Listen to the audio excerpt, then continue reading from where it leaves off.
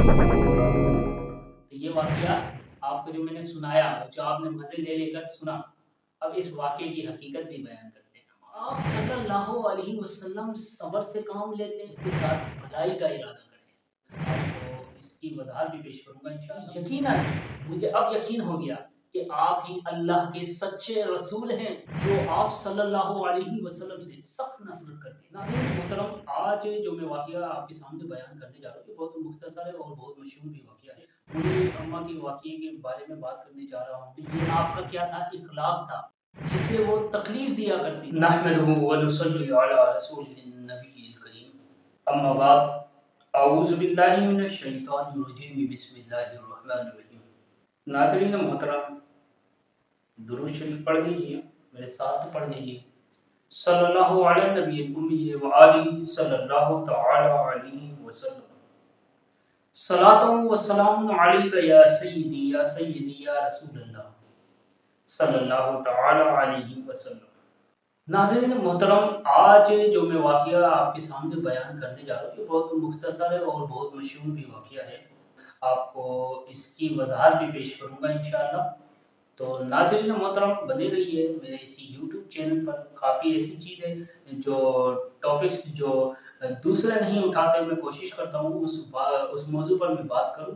تو آج میں ایسے واقعے کے بارے میں بات کرنے لگا ہوں۔ چلیے شروع کرتے ہیں، اور میں آپ کو بتا دوں اس بڑھیا کے واقعے کے، بڑی اماں کے واقعے کے بارے میں بات کرنے جا رہا ہوں، جو آپ صلی اللہ علیہ وسلم پر کوڑا کرکٹ پھینکتی تھی۔ مکہ مکرمہ میں ایک بوڑھی اماں رہا کرتی تھی، جو آپ صلی اللہ علیہ وسلم سے سخت نفرت کرتی تھی، بہت نفرت کیا کرتی تھی۔ جب بھی آپ صلی اللہ علیہ وسلم اس کے گھر کے قریب سے گزرتے تو ان کے اوپر وہ کچرا پھینک دیا کرتی تھی۔ تو رسول اللہ صلی اللہ علیہ وسلم نے کبھی بھی اس بوڑھی اماں پر کوئی غصہ نہیں کیا، کوئی شکایت یا کوئی ایسی غلط بات نہیں کی، یا کسی کو ایسی غلط تربیت نہیں کی، بلکہ آپ صلی اللہ علیہ وسلم صبر سے کام لیتے اور ان کے لیے دعا کرتے۔ تو آپ صلی اللہ علیہ وسلم کا اخلاق میں بتانے لگا ہوں کہ ایک بوڑھی اماں جو مکہ مکرمہ میں رہا کرتی تھی، آپ صلی اللہ علیہ وسلم ان کے گھر کے قریب سے گزرتے تو آپ صلی اللہ علیہ وسلم کے اوپر وہ کیا کرتی تھی؟ کوڑا کرکٹ پھینکتی، مطلب کچرا پھینکا کرتی تھی۔ تو آپ صلی اللہ علیہ وسلم اس پر صبر کیا کرتے تھے اور ان کے لیے دعا کیا کرتے تھے۔ تو یہ آپ کا کیا تھا؟ اخلاق تھا۔ ایک دن جب آپ اس کے گھر سے گزرے، گھر کے پاس سے گزرے، تو دیکھا کہ کوئی کچرا نہیں پھینکا۔ تو کچھ کچرا آپ صلی اللہ علیہ وسلم کو نظر نہیں آیا۔ جب آپ صلی اللہ علیہ وسلم نے اس بات کی تصدیق کی تو آپ کو معلوم ہوا، آپ صلی اللہ علیہ وسلم نے جب دریافت کیا تو کچھ لوگوں نے آپ کو بتایا وہ عورت بیمار ہے۔ یہ سن کر آپ صلی اللہ علیہ وسلم اس بوڑھی اماں سے ملنے گئے، ان کی عیادت کے لیے گئے۔ کیا واقعہ تھا میں آپ کو بتا رہا ہوں۔ ایک دن جب آپ صلی اللہ علیہ وسلم نے دیکھا کہ کوئی کچرا نہیں پھینکا گیا، مطلب گلی میں کوئی کچرا نہیں ہے، تو آپ صلی اللہ علیہ وسلم نے اس بات کا، اس تذکرے کا لوگوں سے تذکرہ کیا، دریافت کیا کہ کیا ماجرا ہے۔ تو آپ صلی اللہ علیہ وسلم کو معلوم ہوا کہ وہ بیمار ہے۔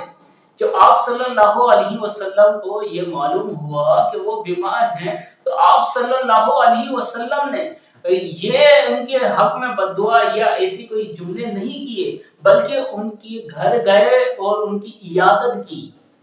تو یہ آپ صلی اللہ علیہ وسلم کا اخلاق ہے کہ جو آپ کے اوپر کچرا پھینک رہی ہے، جب وہ بیمار ہے، کچرا نہیں پھینکا، تو جب آپ نے دریافت کیا تو ان کے گھر گئے اور ان کے گھر جا کر کیا کرتے ہیں؟ ان کی عیادت کرتے ہیں۔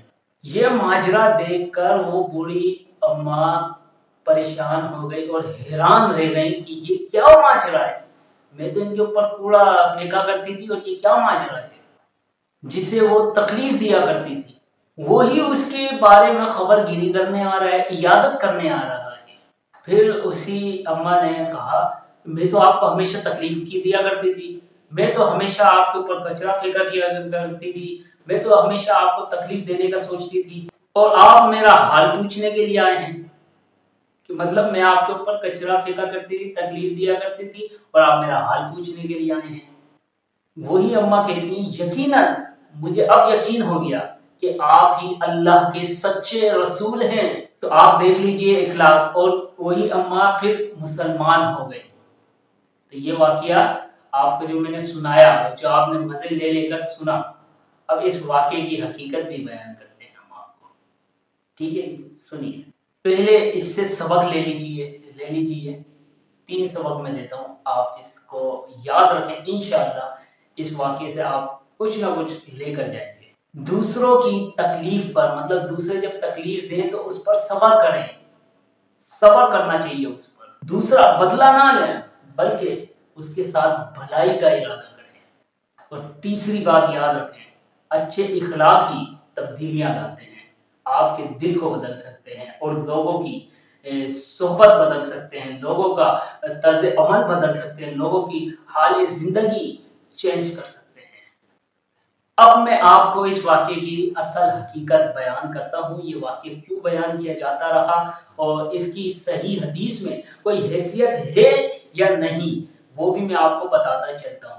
دراصل یہ جو واقعہ آپ کے سامنے پیش کیا جاتا ہے، اس کا صرف طرز عمل یہ ہوتا ہے کہ آپ صلی اللہ علیہ وسلم کا اخلاق بیان کیا جا رہا ہوتا ہے، آپ کا طرز عمل بیان کیا جا رہا ہوتا ہے اور مختلف کہانیوں میں بیان کیا جاتا ہے، مگر یہ کسی مستند حدیث میں یا مستند حدیث کی کتاب، مثال صحیح بخاری، صحیح مسلم یا ستہ کی کسی صحیح حدیث میں یہ واقعہ موجود نہیں ہے۔ یہ قصہ مشہور تو ہے لیکن کسی ضعیف حدیث میں بھی یہ موجود نہیں ہے۔ علماء نے اس کی وضاحت اس طرح سے کی ہے کہ یہ صحیح حدیث نہیں ہے بلکہ عوامی کہانیوں کے طور پہ یہ بیان کیا جاتا ہے۔ آپ سمجھ رہے ہیں نا، کہانیوں کے طور پہ بیان کیا جاتا ہے تاکہ اس سے نصیحت لی جا سکے، نہ کہ اس سے کوئی ایسی غلط فہمیاں پالی جائیں، بلکہ اس کا مطلب صرف یہی ہوتا ہے کہ اس کو آپ نصیحت کے طور پر لے سکیں تاکہ آپ کو اخلاق نبی کو سمجھایا جا سکے، بس۔ البتہ یہ بات تو بالکل درست ہے کہ نبی کریم صلی اللہ علیہ وسلم نے اپنے دشمنوں کے ساتھ بھی صبر اور رحم دلی کا مظاہرہ کیا ہے، اس بات کا قرآن میں بھی ثبوت ہے۔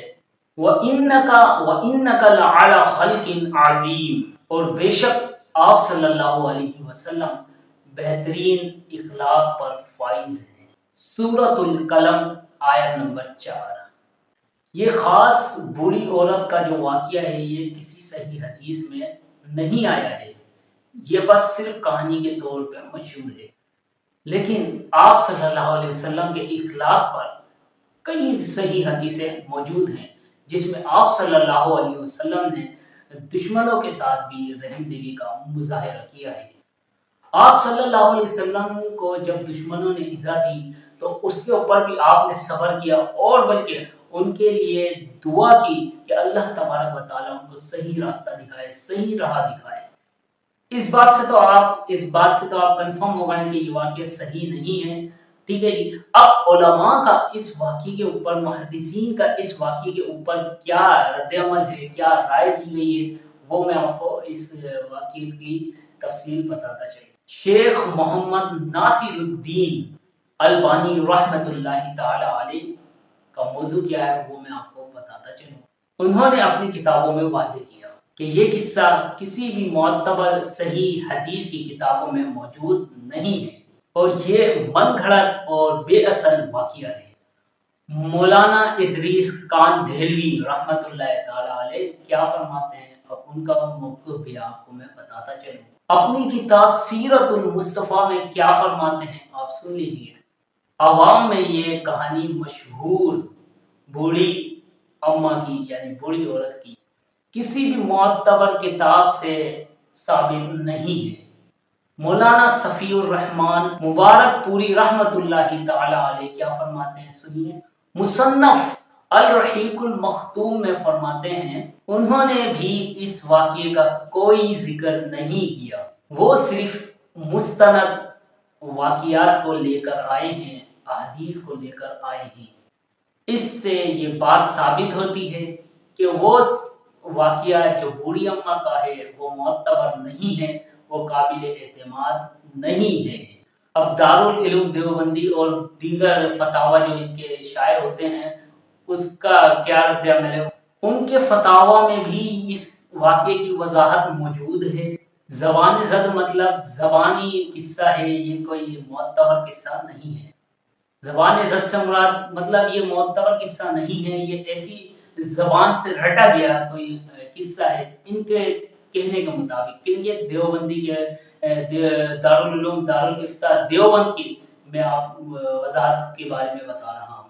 یہ کہتے ہیں کہ حدیث کی کسی معتبر کتاب میں ہمیں یہ قصہ نہیں ملا، اس لیے اس قصے کی کوئی اصل موجود نہیں ہے، اس لیے یہ قصہ کسی صحیح حدیث صحیح معتبر سند کے ساتھ کوئی قصہ یہ واقعہ نہیں آتا، کسی صحیح حدیث میں سند کے ساتھ موجود نہیں ہے۔ یہ دارالعلوم کی افتاء کی بھی بات کی اور میں نے کچھ مولویوں کی جو علماء محدثین تھے ان کے بارے میں بھی آپ کو یہ وضاحت میں نے پیش کر دی ہے۔ دراصل یہ قصہ جو ہے وہ عوامی کہانیوں میں مشہور ہے، مطلب عوامی کہانیوں میں بیان کیا جاتا ہے، یہ کتابوں میں یا معتبر یا سند کے ساتھ کہیں پر بھی موجود نہیں ہے۔ حالانکہ نبی کریم صلی اللہ علیہ وسلم کی کئی ایسی احادیث موجود ہیں جو دشمنوں پر رحم اور ان کی بد کرداری پر عفو اور درگزر کا معاملہ آپ صلی اللہ علیہ وسلم نے فرمایا ہے۔ کئی ایسے واقعات موجود ہیں جو صحیح احادیث میں موجود ہیں۔